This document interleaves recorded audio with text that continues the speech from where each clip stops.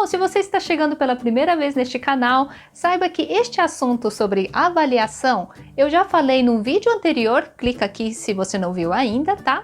Então hoje eu vou falar da segunda forma de avaliar a aprendizagem dos alunos, que é por utilização de mapas conceituais. Inclusive, eu já falei aqui no canal também a diferença entre mapas mentais e mapas conceituais, tá? É importante saber essas diferenças para vocês entenderem a explicação que vou fazer aqui. Então, se você não viu ainda, clica neste vídeo também. E como seria avaliar a aprendizagem utilizando mapas conceituais, tá? Bom, é importante dizer que eu também não vou entrar no detalhe de como construir o mapa conceitual. Eu estou partindo do pressuposto que você já conhece e só vou explicar como você pode usar para avaliar a aprendizagem.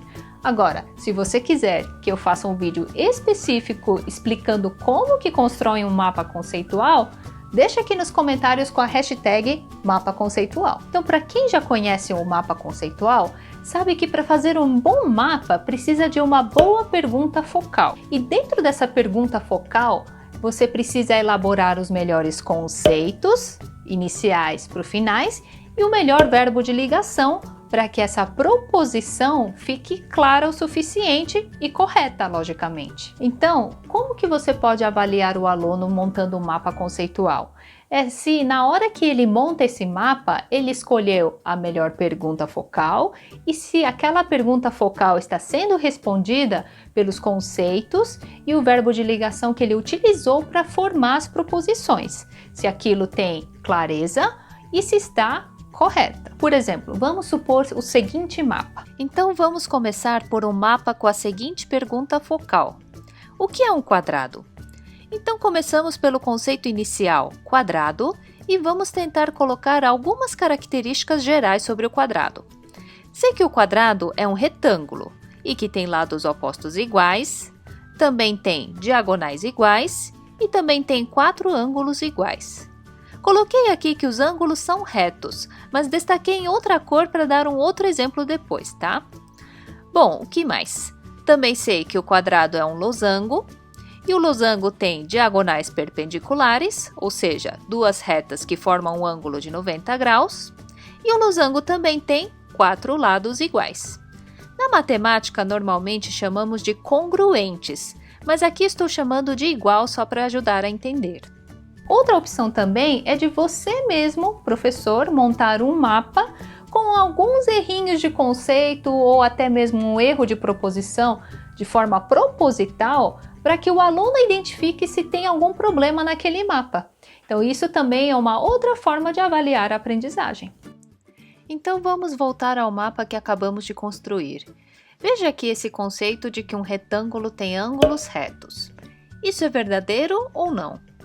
É verdade que o retângulo tem ângulos retos, mas essa não é a principal característica que define o retângulo, mas os outros 3, porque o quadrado também tem ângulos retos. Então percebeu que é um erro sutil? Mas só vai entender quem realmente souber as propriedades do retângulo. E a maior vantagem dos mapas conceituais é que ela vai evitar a famosa decoreba de assuntos.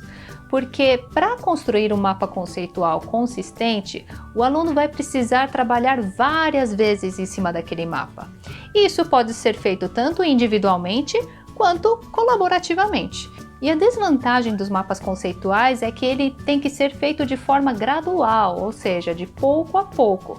Você não pode usar um mapa conceitual pela primeira vez e aplicar uma avaliação para os alunos, porque eles não estão nem acostumados a montar um mapa e nem a elaborar um conceito através desse mapa. Então, não seria a melhor forma de avaliação. O ideal é que essa avaliação seja feita de forma contínua. Então, você primeiro ensina como montar um mapa e o aluno se acostumando com aquela metodologia, ele vai entender como elaborar aquelas ideias dele dentro de um mapa. E o mapa nada mais é como se fosse a escrita de uma redação. A redação, quando você está acostumado com o assunto ou com a estrutura de um texto, é muito mais fácil de desenvolver o começo, meio e fim. Mas se você não está acostumado a escrever um texto, é muito mais difícil de elaborar as ideias. E quanto mais você dominar o assunto, mais riqueza de detalhes você consegue dar para aquele texto. E é a mesma coisa com o mapa. Quanto mais detalhes o mapa tiver, mais aprendizado ou mais conhecimento você tem sobre aquele assunto.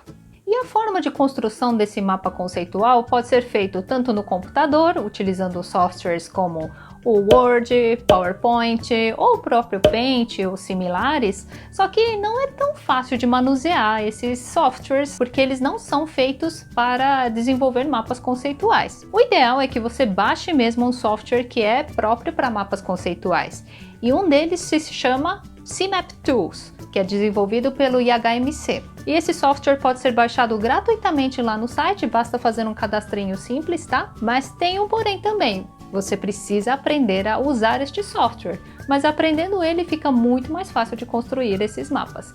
Agora, o passo a passo de como baixar e instalar esse software, eu vou deixar o passo a passo lá no blog e o link está aqui na descrição. Agora, se você não tiver um computador para fazer um mapa conceitual, você pode fazer no caderno também.